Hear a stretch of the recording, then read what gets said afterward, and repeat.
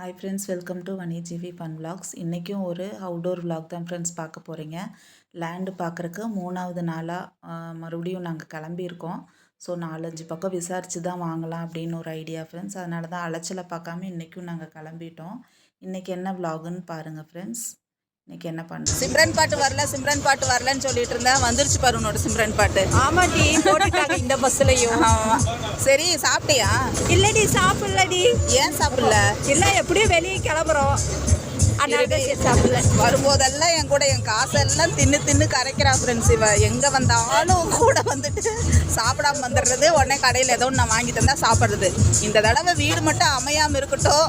முந்தா நேற்று தின்ன ஃப்ரைட் ரைஸ்லேருந்து நேற்று குடிச்ச கூல்ட்ரிங்க்ஸ்ல எல்லாத்தையும் அடிக்கிற அடி வாய் வாயா இடிப்பி அடி. என் காசெல்லாம் தின்னது இந்த வாய் தானே.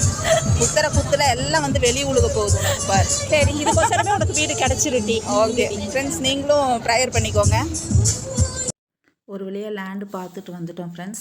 அதையவே காமிக்க வேண்டாம் அப்படின்னு சொல்லிட்டு நாங்கள் சும்மா இந்த கிளிப்பிங் மட்டும் ஆட் பண்ணுறோம். அங்கே ஒரு வயசான அம்மா பூ விற்றுட்டு இருந்தாங்க ஃப்ரெண்ட்ஸ். பார்க்குறக்கு ரொம்ப பாவமாக இருந்துச்சு. நான் ஏஜ்டு பர்சன் யாராவது எதாவது விற்றுட்டு இருந்தாங்கன்னா வாங்கிடுவேன் ஃப்ரெண்ட்ஸ். அதனால் சரி இந்த மல்லிகைப்பூ வாங்கலாம் அப்படின்னு சொல்லிட்டு வாங்கினோம். நல்லா இருக்கா ஃப்ரெண்ட்ஸ் மல்லிகைப்பூ?